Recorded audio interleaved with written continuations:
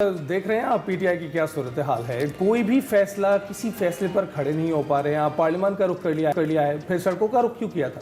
देखिए, बात यह है कि बुनियादी तौर पर इस वक्त जो पीटीआई की क़यादत है, जो बाहर बैठी हुई है और जो अंदर है, उसके दरमियान बहुत सारा डेफिसिट है और वो हमें इमरान खान के बयानात से भी उसकी झलक नुमायाँ होती है और जो बाहर बैठे हुए बैरिस्टर गौहर और बाकी लोग हैं उनके बयानात से भी नुमायाँ होता है। असल में जो पीटीआई इस वक्त की जो क़यादत है, जो बाहर बैठी हुई है, वो सड़कों की सियासत पर बहुत ज़्यादा दिलचस्पी नहीं रखती। उनका ख्याल है कि हमें पार्लिमानी सियासत पर फोकस करना होगा। लेकिन सवाल ये है कि पिछले एक साल से पार्लिमानी सियासत पे तो फोकस किया हुआ है। पीटीआई को कितना रिलीफ मिला है ये एक अलग सवाल है। और जो सड़कों पे आने की जो सियासत थी उसका भी कोई अमली नतीजा तो नहीं निकल सका और जो धरना उन्होंने देने की कोशिश की वो भी नाकाम हो गया। तो पीटीआई के अंदर ये गोमगों की जो कैफियत है, यानी इमरान खान ये कह रहे हैं कि बैरिस्टर गौहर या तो हालात को समझ नहीं सके या शायद समझना नहीं चाहते, एक किस्म का अदम एतमाद है। और इसी तरीके से जिस तरीके से 24 तारीख को धरना हुआ और धरना देने की जो कोशिश की और जिस तरह से वो नाकाम हुई, उस पर भी पीटीआई की लीडरशिप के अंदर बेशुमार किस्म के सवालात मौजूद हैं। तो इसलिए पीटीआई का तो इस वक्त एक दाखिली बुरहान है। अब इस दाखिली बुरहान से निमटने के लिए फौरी तौर पे तो कोई एहतजाजी कॉल नहीं आएगी, ये तो बात बिल्कुल वाज़ेह है।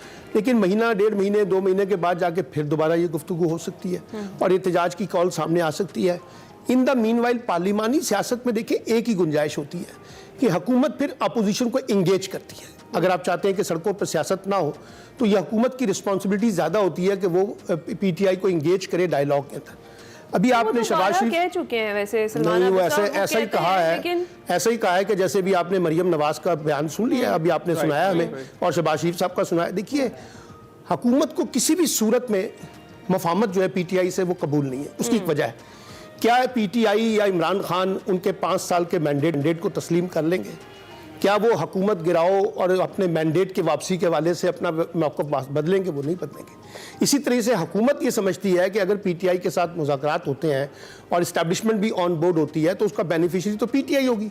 इसलिए दीवार से लगाना पीटीआई को ये हुकूमत की मजबूरी है और वो इस मजबूरी के तहत आपने सुना मरियम नवाज़ ने कहा कि एक बंदा भी पंजाब से नहीं निकला, लेकिन उन्होंने पूरा मुल्क बंद कर दिया इस काम के लिए। इसलिए खौफ तो मौजूद है ना। अच्छा, कि अपोजिशन का ये दोनों बयानात तो अब इस धरने के बाद के हैं, जब सूरत हाल बनी। उससे पहले से हुकूमत तो बार बार ऑफर कर रही थी, लेकिन पाकिस्तान तहरीक इंसाफ बस क्या ऑफर कर रही थी? ताकतवर हलकों से लेकिन ऑफर ये कर रही थी कि आप हमारा 5 साल 10 साल का मैंडेट तस्लीम कर ले। बिल्कुल यही ऑफर कर रही थी ना। ये तो नहीं कह रही थी कि हम अगले साल आपको करवा के देंगे, हम आपका जो मैंडेट चोरी हो गया आपका, हम आपको वो बहाल करके देंगे। देखिए, बुनियादी बात क्या है, ये ठीक है कि पीटीआई ने भी गलती की है कि जी डायलॉग हुकूमत से शुरू में जो करना चाहिए था वो नहीं किया और उन्होंने उनकी नजरें भी इस्टेब्लिशमेंट के ऊपर थी। लेकिन आपको भी पता है, मुझे भी पता है, ताकत का असल मरकज कहाँ पर है। इस्टेब्लिशमेंट से बातचीत होगी, इस्टेब्लिशमेंट से वो डायलॉग करने की कोशिश करेंगे। लेकिन सवाल ये है कि हुकूमत को जो इनिशिएटिव लेना चाहिए था, जब वो नहीं हो रहा पार्लिमानी सियासत से। अब आप देखें ना, पार्लियामेंट के अंदर से लोगों को गिरफ्तार किया गया है, ये भी आपके सामने मौजूद है। अभी भी उनकी गिरफ्तारियां चल रही हैं, अभी भी इमरान खान के ऊपर मुकदमे चल रहे हैं, वो जेल में बैठे हुए, उसके बावजूद हर मुकदमा उनके खिलाफ तैयार हो रहा है। तो इसका मतलब है कि हुकूमत मफाहमत तो नहीं चाहती। हुकूमत तो डायलॉग के लिए आएगी तो फिर उसको एक माहौल बनाना पड़ेगा। अभी भी पीटीआई के लोग 1.25 साल हो गए हैं जेलों के अंदर कैद हैं। अब मतलब यास्मीन राशिद जो है और ये जो महमूद रशीद, एजाज चौधरी वगैरह मौजूद है ना, आपने कितनी रिलैक्सेशन वहां से पैदा करने की कोशिश की, बल्कि नए नए मुकदमों में उनको उलझाया जा रहा है। तो इसलिए मुझे ये लगता है, अनफॉर्चुनेटली ये बड़ी बदकिस्मती की बात है कि जो डायलॉग का रास्ता है ना वो हुकूमत की तरफ से निकल रहा है और ना वो अपोजिशन की तरफ से निकल रहा है। ये एक डेडलॉक का माहौल है और ये डेडलॉक का माहौल जब तक बरकरार रहेगा, पाकिस्तान की सियासत का जो आंख मचोली का जो ये खेल है, टकराव का जो खेल है, महाजराई का ये खेल है, बदइत्तेमादी का ये खेल है, ये बदस्तूर जारी रहेगा किसी ना किसी शक्ल में। तो सलमान भाई ये बताइएगा कि फिर क्या सूरत हाल पैदा होगी, क्योंकि हम हुकूमत की जानिब तो उसको कसूरवार ठहरा रहे हैं, लेकिन दूसरी जानिब आपको पीटीआई कितनी कसूरवार लगती है इस सारी सूरत हाल में? क्योंकि ना सिर्फ जो क़यादत का फुकदान है बल्कि जो एतमाद है वो भी अब कारकुनों और क़यादत के बीच एक पैदा हो गया है। जो क़यादत है वो नजर नहीं आ रही है और जो है उस पर एतबार नहीं है। देखिए, पीटीआई का डायलेमा ये है कि पीटीआई अपने आप को यकजा नहीं कर पा रही और उसके अपने अंदर इतने इख्तलाफात हो गए हैं, इतने ग्रुप बंदियाँ हो गई हैं जो उसको समेट नहीं पा रही।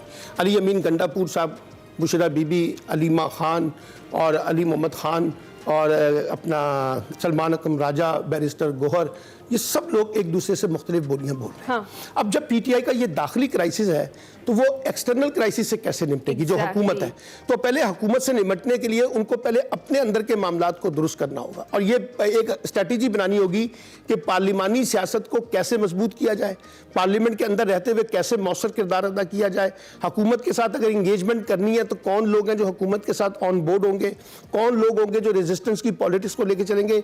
ये जो आधा तीतर आधा बटेर वाला हिसाब है ना, जिससे पीटीआई का लगता है कि इंतशार ज़्यादा नुमाया है, इसलिए मुझे ये लगता है कि पीटीआई के लिए भी मुश्किल ये है कि वो जिस किस्म का एहतजाज करना चाहती है, जिस किस्म की मुज़ाहमत करना चाहती है, जिस किस्म का दबाव डालना चाहती है, नीचे ग्राउंड के अंदर वो सरफस हालात नहीं है, यानी उनके लोग मोबिलाइज नहीं हो सके। अभी आपने देखा ये जो 24 तारीख का धरना था, इसमें आपको केपीके की ज्यादा डोमिनेंट नजर आई ना, आपको पंजाब से, बलूचिस्तान से, सिंध से कहीं आपको नजर नहीं आए लोग। पिछले एहतजाज और जुल्सों में भी यही ऐसी है ना, इसका वजह यह है कि आपने अपनी पॉलिटिक्स का सारा रुख जो है वो केपीके तक महदूद कर दिया है। और जब आपने सारी की सारी कमांड अली अमीन गंडापुर को दे दी है तो बाकी सूबों के लोग किधर हैं?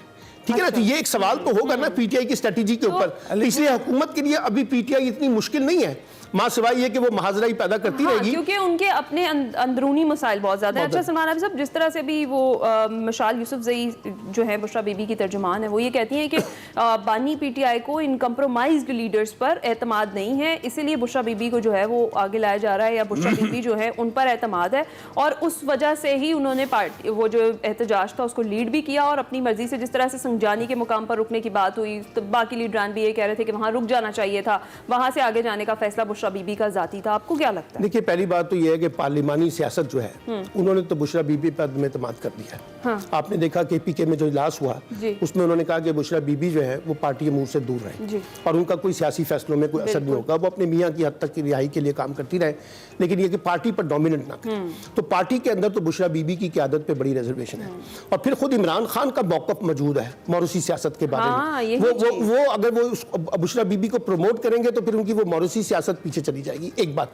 तीसरी बात यह कि अगर बुशरा बीबी आगे आएंगी तो पार्टी के अंदर तकसीम भी होगी, इख्तिलाफात भी नुमाया होंगे। इसलिए मेरी जाती तो जो अगर आप मुझसे एनालिसिस करवाएं तो मैं ये कहूंगा कि इमरान खान साहब को सदा कलामी की माजरत, बराह रास्त जाएंगे हम इस वक्त वज़ीर इत्तलात सिंध शर्जील नाम मेमन। पूरी दुनिया में जो जब नौजवानों को आईटी का हुनर दिया जाता है तो वो अपनी मदद आप से अच्छा रोजगार जो है वो कमाए, वो कामयाब होते हैं और उससे क्या है कि आप इंटरनेशनली भी जो है वो रिकग्नाइज होते हैं और इंटरनेशनली भी आपको एक जो है अच्छा एक प्लेटफॉर्म मिलता है। तो इस वक्त हुकूमत सिंध की जानिब से 10,000 नौजवानों को कराची में एनईडी यूनिवर्सिटी, जामशोरों में मेहरान यूनिवर्सिटी और सखर आईबीए के जरिए 10,000 नौजवानों को पहले बैच में जो है वो आईटी की ये ट्रेनिंग्स दी जा रही हैं।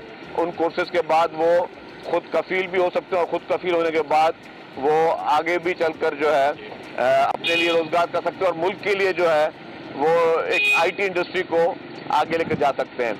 हर मुल्क के लिए ये इम्पोर्टेंट है कि आप आईटी में इतना अच्छा काम करें कि आपके नौजवान जो है वो आईटी के सॉफ्टवेयर वो एक्सपोर्ट करना शुरू कर दें और हमारे पास पाकिस्तान में टैलेंट बहुत ज़्यादा मौजूद है। इसके साथ साथ हुकूमत सिंध जो है हेल्थ सेक्टर में, ट्रांसपोर्ट सेक्टर में, इरिगेशन सेक्टर में, हर सेक्टर में बढ़ चढ़ कर काम कर रही है जिससे कि लोगों को रिलीफ मिल सके।